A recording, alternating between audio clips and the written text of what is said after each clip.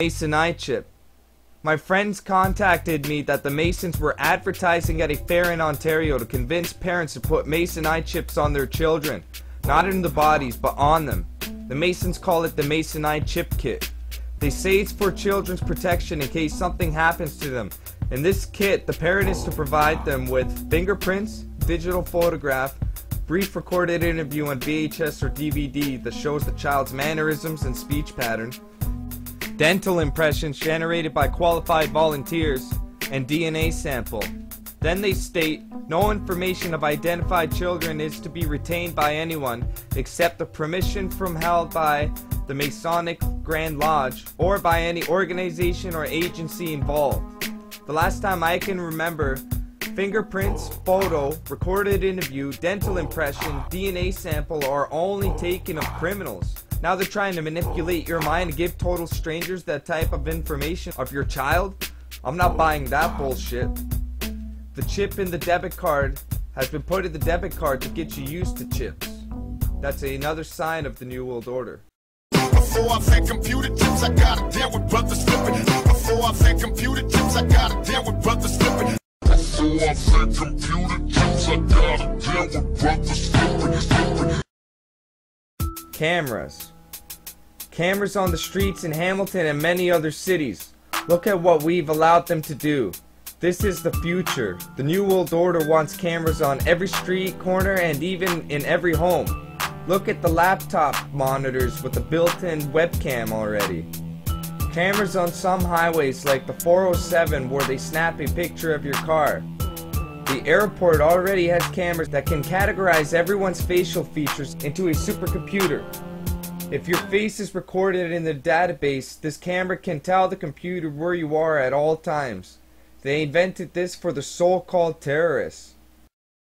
Or perhaps you just looked suspicious when boarding an airplane last month. And if you live in Chicago, you'll want to watch your facial expressions because under the guise of protecting commuters from pickpockets, the Chicago Transit Authority is installing high-resolution facial recognition cameras at every turnstile in each of its 144 L stations. Man, and God forbid if you're sweating or have a headache or have a nervous look on your face, maybe trying to find a lost family member, because profilers will use that facial photo to determine your overall threat assessment. Computerized currency. You can see that the debit card and Visa card are starting to get more popular, so everyone's using computerized currency instead of physically having paper money in your hand.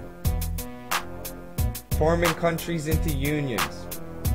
North American Union trying to be formed is a sign of taking down borders and for the New World Order being established. The Security Prosperity Partnership was formed by Paul Martin, George W. Bush, and Vicente Fox on March 23, 2005. This is the sign of a North American Union. The Bush administration's open borders policy and its decision to ignore the enforcement of this country's immigration laws is part of a broader agenda.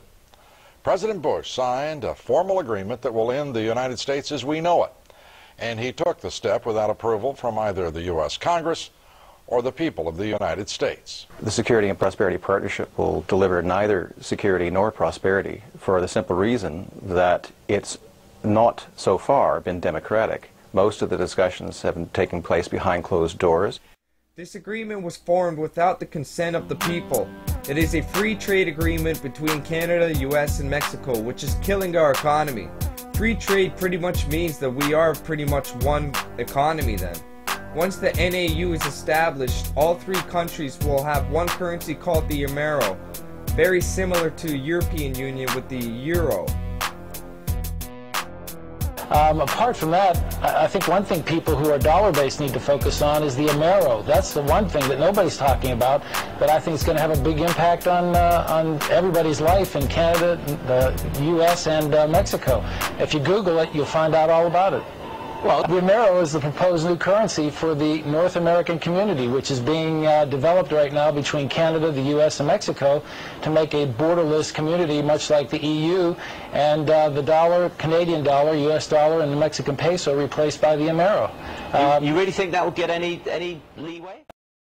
Because there's an attempt to form the North American Union, immigration within the three countries is promoted.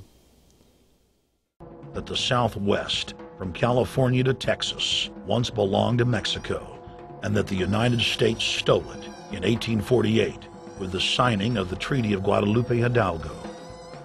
Every child in Mexico is taught from birth, and officially in school, that the United States is the arch enemy of Mexico, and that it is their job to travel to the United States to take part in a reconquering, or La Reconquista, of the United States. So the white American Spanish-speaking media drills into the Mexicans' heads that California to Texas once belonged to Mexico and the United States stole it in 1848. Outlets spewing the slogan, Viva la Raza, which translated means long live the race, are owned by New York and London-based companies that are cold-bloodedly pushing the breakup of the United States.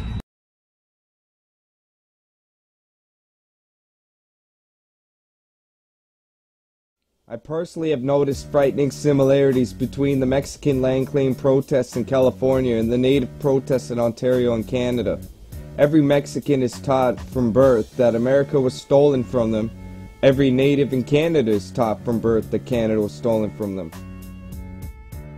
Protests that are held in America, police help Mexican protesters and commit race-based policing against non-Mexican protesters. The government is demonstrating a clear double standard in their treatment of citizens versus illegal aliens. Citizens are arrested if they don't have insurance or driver's license. Illegals are not. Illegal aliens don't have to have a valid form of identification to set up a bank account or get a car loan, while citizens do. But that didn't stop them from demanding the police physically stop an American citizen from engaging in his own silent protest. Josh Moore shot this video on a small still camera while riding his motorcycle and was stuck in traffic for more than an hour due to the protest. The police did not arrest a protester who assaulted the driver through his sunroof as the crowd cheered. Protests that are held in Haldeman County, police help natives and commit race-based policing against non-natives.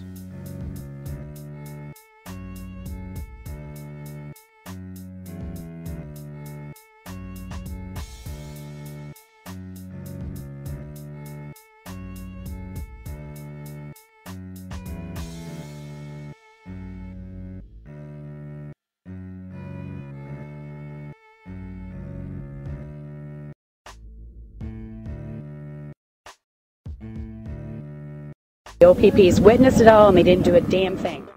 I'm not suggesting that the protests that are held in Haldeman County were created to help form the NAU, but could it be possible that the Canadian government is using the same techniques on the country for a different reason? Well, I would like to point out in the year 2008, there was a Mexican flag hanging with the native flags on Douglas Creek Estate in Caledonia, Ontario. Why? Could it be a sign of the North American Union?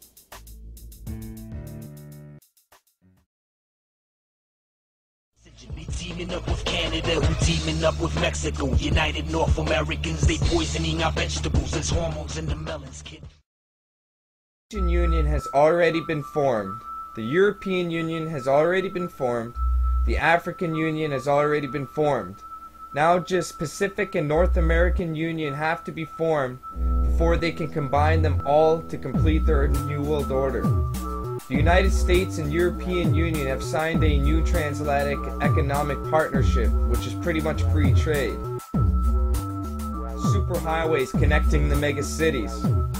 NAFTA Highway is a sign of the New World Order. It's a superhighway connecting Canada, Mexico, and the United States. Depopulation. For a successful New World Order to be established, first, 80% of the population must be removed, and the ignorance, which is lack of knowledge of the people, must be sustained, so it's easier to maintain and control the population. Why else would they tell us to drink 6 to 8 glasses of tap water daily, poisoning our food, and spray all these types of chemicals in the sky? All of these attributes is evidence that there is a depopulation